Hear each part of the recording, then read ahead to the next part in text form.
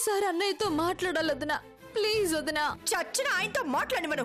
ఆయనకి ఫోన్ చేసినట్టు తెలిసిందో నేను నా బాబు కిరోసిన్ పోసుకొని తగలబడిపోతాం. ఈ అనాథకు పెళ్లి చేసి పెళ్ళాన్ని తీసుకొస్తాను అంటున్నారంటే నన్ను ఎంత ఎదవం చేస్తున్నారో అర్థమవుతుంది. వాడికి సంతోషాన్ని దూరం చేయలేం. వాడికి సంతోషాన్ని పంచాలి అనుకుంటే మీరు నా చావును చూడాల్సి వస్తుంది.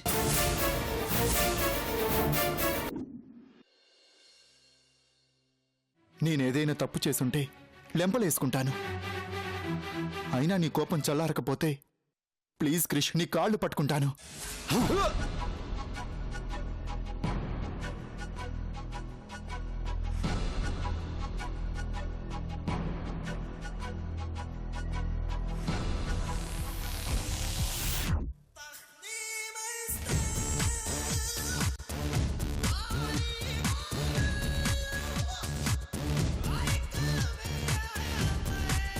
అని నిన్ను బ్రతిమిలాడుతాననుకుంటున్నావురా?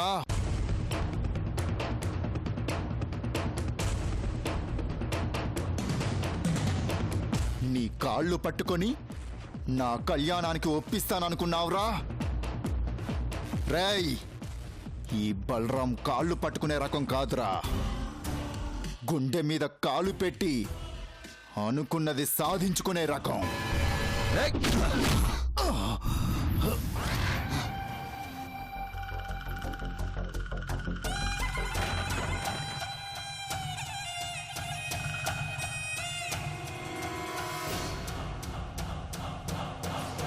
నాకు తెలుసురా నువ్వేంటో, నీ క్యారెక్టర్ ఏంటో.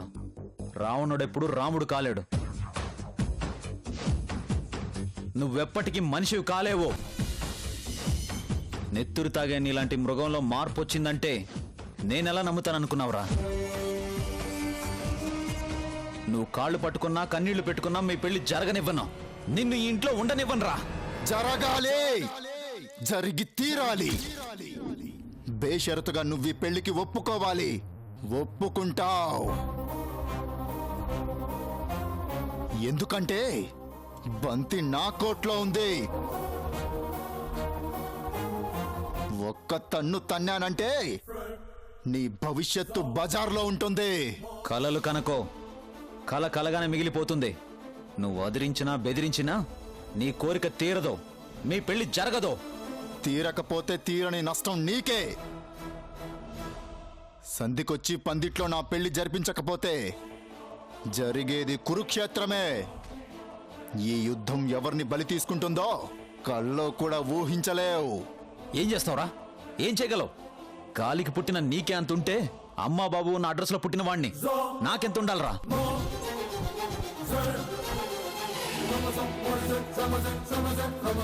రేయ్, నన్ను రెచ్చగొట్టొద్దు. నేను రెచ్చిపోతే చంపేస్తావా? చంపేస్తావరా? చంపేస్తావా? నిన్ను చంపండ్రా. మీనాక్షిని చంపేస్తాను.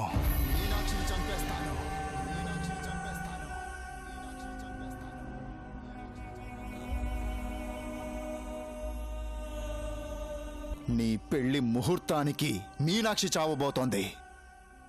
నా పగ తీరబోతోంది.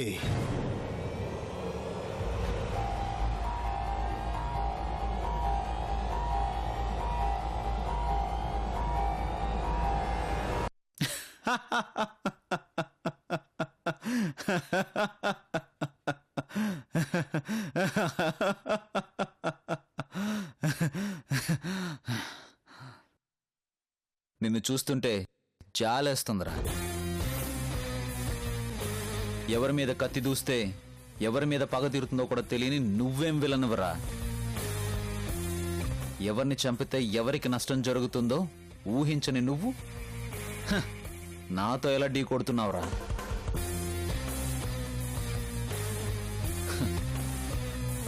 రై, మీనాక్షిని చంపితే నువ్వెక్కడుంటావో తెలుసారా? మళ్ళీ 14 ఏళ్ళు జైల్లో ఉంటావు. నేను హ్యాపీగా ఉంటాను. మాకు మా జీవితాలకి అందనంత దూరంగా వెళ్ళిపోతాం. పైగా ఓ అలగాది నీలాంటి అనాథను చేసుకుని ఈ ఇంట్లో అడుగు పెట్టకుండా ఉంటుంది. ఇంత చిన్న లాజిక్ ఎలా మర్చిపోయావరా?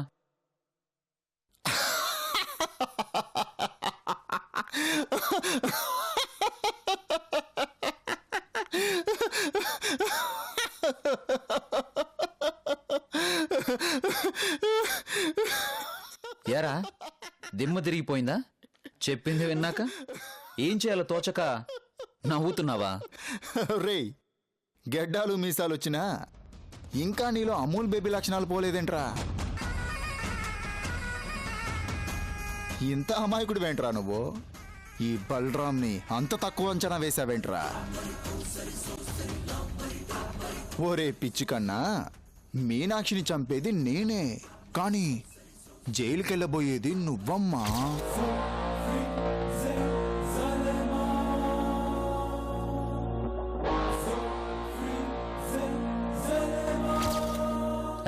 నేనెందుకు వెళ్తాను రా?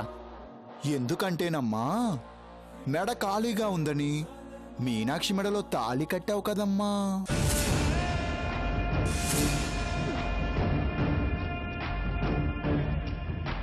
అదే తాళిని నీ చేతులతోనే తెంపేశావు కదమ్మా.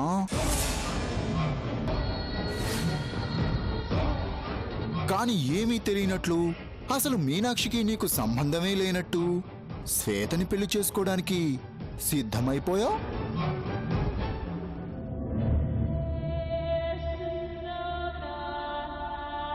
మొదటి పెళ్ళాం ఉండగా రెండో పెళ్లి చేసుకోవడమే కాకుండా ఈ పెళ్లికి మొదటి పెళ్ళాం మీనాక్షి అడ్డుపడుతోంది కాబట్టి ఆ అమ్మాయిని చంపి మరో అమ్మాయిని పెళ్లి చేసుకోబోతున్నాడని పోలీసులకి నేను ప్రత్యేకంగా చెప్పాలట్రా. పిచ్చి సన్నాసి.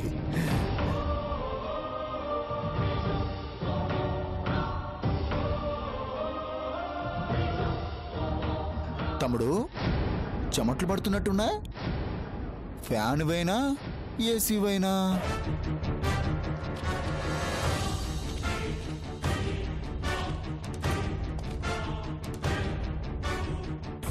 ఇదంతా నీకు ఎప్పుడో తెలుసు, కానీ దేనికైనా టైం రావాలిగా, అందుకే దాచిపెట్టా.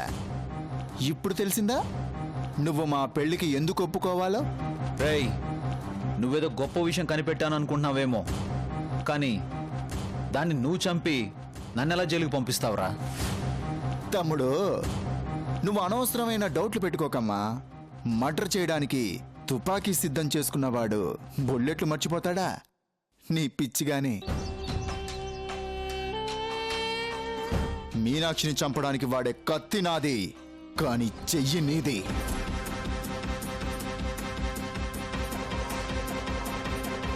మీనాక్షి చచ్చాక దాని శవం దగ్గర దొరికేవన్నీ నీకు సంబంధించిన వస్తువులే. అన్నీ నిన్ను జైలుకు పంపించే సాక్ష్యాలే. నేను క్రిమినల్ని రా. నాకు క్యారెక్టర్ ఉండదు, కానీ లాజిక్ ఉంటుంది.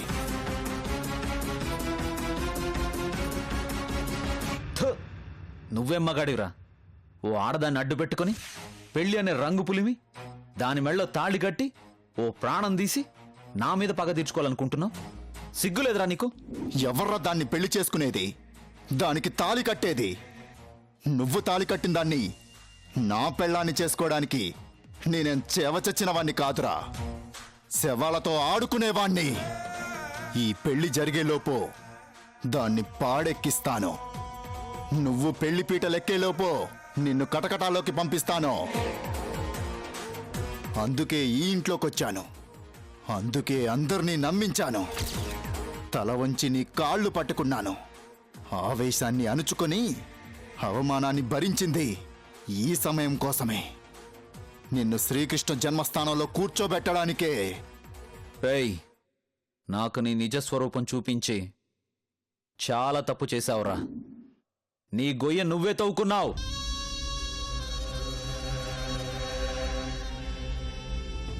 రేయ్, నేను నీ పెళ్లికి ఒప్పుకోవడం కాదురా, ఇప్పుడే నీ వికృత రూపాన్ని అందరికీ చూపిస్తాను.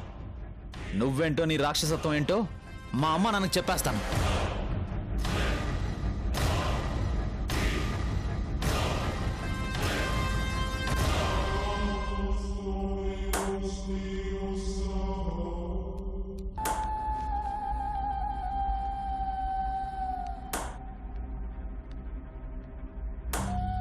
All the best mister Radhakrishna, all the best. కానీ నా నిజ స్వరూపం మాత్రమే చెప్తావా, లేక మీనాక్షి మెళ్ళో తాలి కట్టిన భయంకరమైన నిజాన్ని కూడా అమ్మా నాన్నకి చెప్పేస్తావా? నీకు మొహమాటమైతే చెప్పు, నా నోటితో నేనే బ్రహ్మాండంగా వివరిస్తాను. ఇప్పుడు ఈ ఇంట్లో నీకన్నా నమ్మకం నా మీదే ఎక్కువ అని నేను నీకు చెప్పక్కర్లేదనుకుంటా. కత్తి పట్టుకొని బెదిరించగలను, కన్నీళ్లు పెట్టుకొని కరిగించగలను. ఇప్పుడు నీ లీలలన్నీ చెప్పేశాననుకో, నీ పెళ్లి శ్వేతతోనా లేక మీనాక్షితోనా?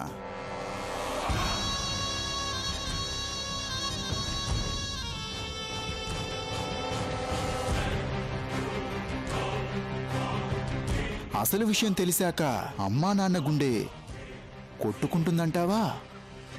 ఆలోచించు. రేయ్, నీకు ఆప్షన్ లేదురా. ఆలోచించకో, టైం వేస్ట్ చేసుకోకో. అన్నీ మూసుకొని మా పెళ్లికి ఒప్పుకోవాలి, లేదా నీ బండారం బయట పెట్టుకోవాలి. ఏది సుఖమో ఆలోచించుకో.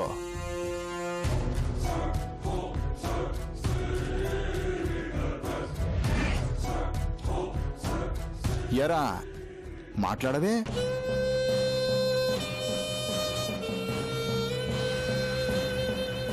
నా తల్లిదండ్రులకి ఈ విషయం తెలియకూడదు. అయితే మా పెళ్లి ఒప్పుకో, జైలుకెళ్ళడానికి సిద్ధంగా ఉండవు. అది కూడా జరగదు. అవ్వా కావాలి, బువ్వా కావాలంటే ఎలాగమ్మా? కానీ పెళ్లి కావాలి. నీదా? కాదు, నీది. మాకు పెళ్ళక్కర్లేదురా, జస్ట్ పెళ్లి కొప్పుకుంటే చాలు. చాలదో.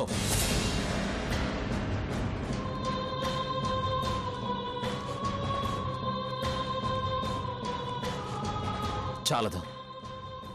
కేవలం మీ పెళ్లి కొప్పుకుంటే చాలదు. దగ్గరుండి నా చేతుల మీదుగా మీ పెళ్లి జరిపిస్తాను.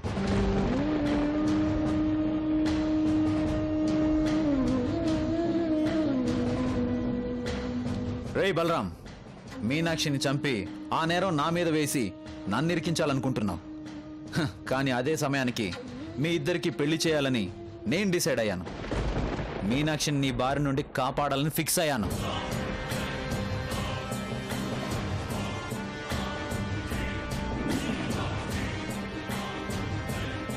రేయ్, నువ్వు నా మీద పగతో మీనాక్షికి నీకు పెళ్ళన్న ఆట మొదలుపెట్టావు. కానీ ఆ ఆటకి ముగింపు నేనిస్తా. అబద్ధం అనుకున్న పెళ్లిని నిజం చేస్తా. మీనాక్షి మెళ్ళలో నీ చేత్తో తాళి కట్టిస్తా. దాన్ని నిన్ను ఒకేసారి వదిలించుకుంటా. నీ కక్షకి ఫుల్ స్టాప్ పెడతా. రేయ్, నువ్వు తలకిందులుగా తపస్సు చేసినా ఈ పెళ్లి జరగదురా. పెళ్ళయ్యేలోపు దాని చావు తంతు జరుగుద్ది. నిజంగా నువ్వు మగాడివైతే ఈ పెళ్ళాపరా చూద్దాం. ఇక నుంచి మీనాక్షి నీడను కూడా తాకలేవు. నా పెళ్లి ముహూర్తానికే మీనాక్షిని నీ పెళ్ళాన్ని చేస్తా. మీనాక్షి మీద ఈగ వాలినా నిన్నే బాధ్యుణ్ణి చేస్తా. ఇదిరా కిక్కంటే. ఇన్నాళ్ళకి సరైన వాడివి తగిలావు.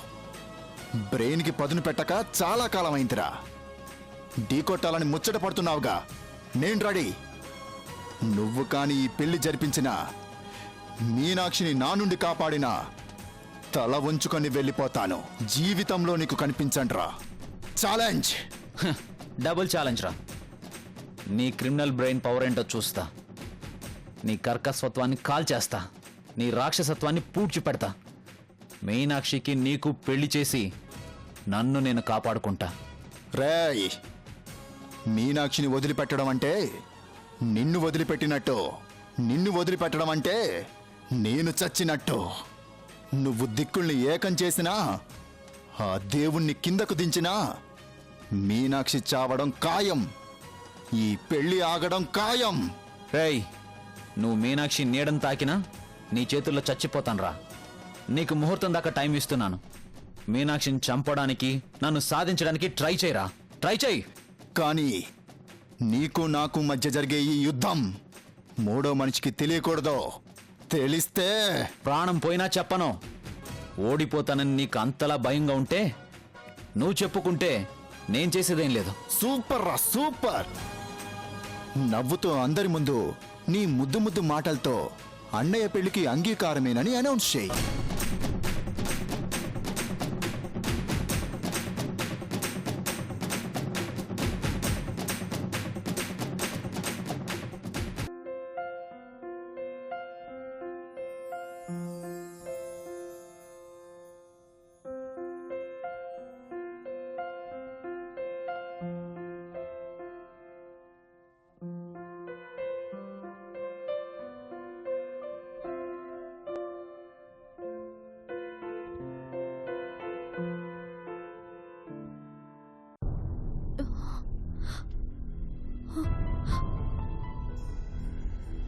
అక్క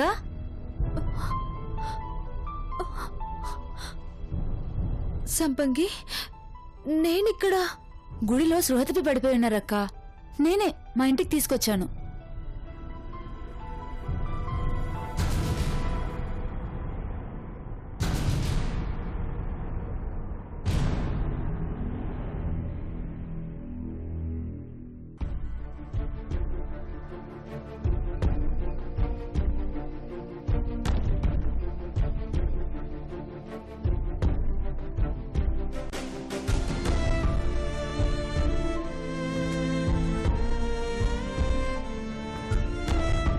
అక్క ఏమైంది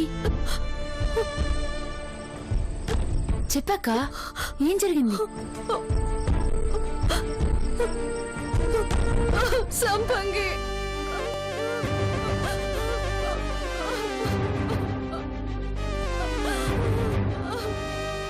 అక్క ఊరుకో అక్క, ఊరుకో అక్క. ఏంటక్క ఎలా ఉండేదానివి ఎలా అయిపోయావు? ఏం జరిగిందక్క? నా జీవితం ఎటు పోతుందో నాకే అర్థం కావటం లేదు సంపంగి. ఏమంటున్నావక్క?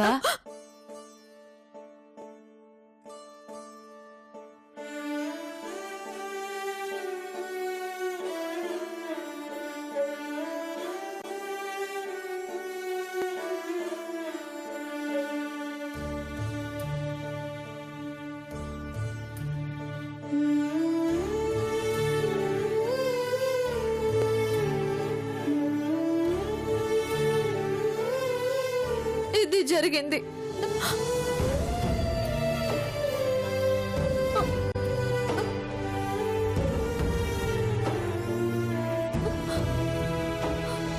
ఎంత ఘోరం జరిగిపోయిందక్క.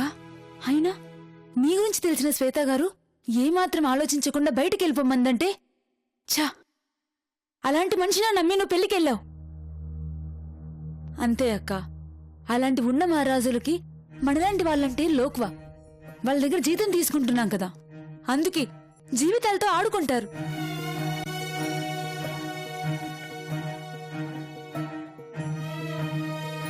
అయినా తప్పంతా నీదే అక్క. అందరి బాధ నాదే అంటావు, అందరి కష్టాలు నేనే తీరుస్తాను అంటావు. అయినా నువ్వు నాకు చెప్పకుండా పెళ్లికి ఎందుకెళ్ళావు? నాకు తెలుసుంటే నిన్న పెళ్లికి వెళ్ళనిచ్చేదాన్నే కాదు. వెళ్ళకపోతే శ్వేత మేడం మీద నాకున్న అభిమానానికి అర్థం ఏముంది సంపంగి?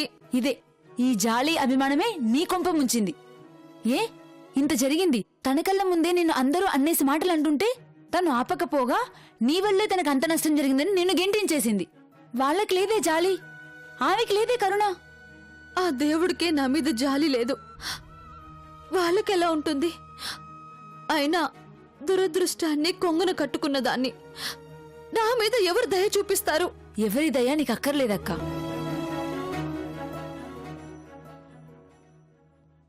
ఆ రోజే చెప్పాను, నీకంటూ ఒక జీవితం ఉంది.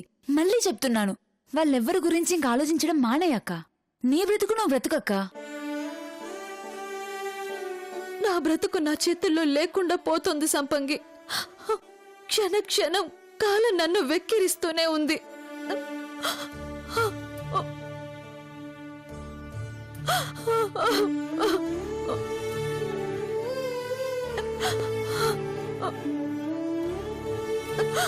ఊరుకో అక్క, బాధపడకు. వాళ్ళ ఇల్లే పెద్దవి, కానీ వాళ్ళ మనసులు చాలా ఇరుకు. వాళ్ళంతే, నువ్వు ఇలా కుంగిపోతూ ఉంటే ముందుకెళ్ళలేవక్క.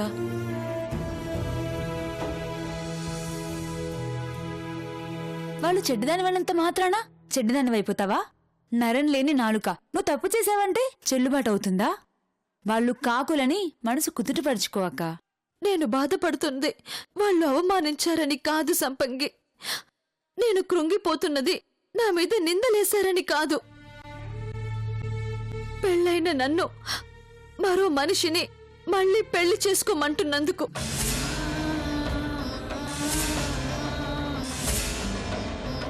నా మెళ్ళో తాళి కట్టిన మనిషి ఇంట్లోకే నన్ను కోడలిగా రమ్మంటున్నందుకు.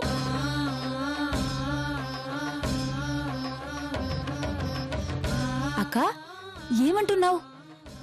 ఆ ఇంటికి కోడలుగా రమ్మండం ఏంటి? ఎవరా మాటన్నది? ధనరాజ్ గారు. పెద్దసారా? అవును, నేను చెప్పిన బలరాం ఎవరూ కాదు, ధనరాజ్ గారు పెంచుకున్న కొడుకే.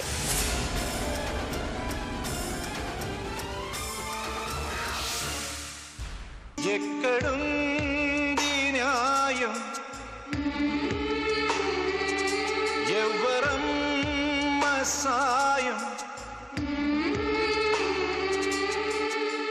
నేను నడిపిన ప్రణయరథం నేను విడిచెను ఈ నిమిషం. ఎడారిలో ఏ కాకిలా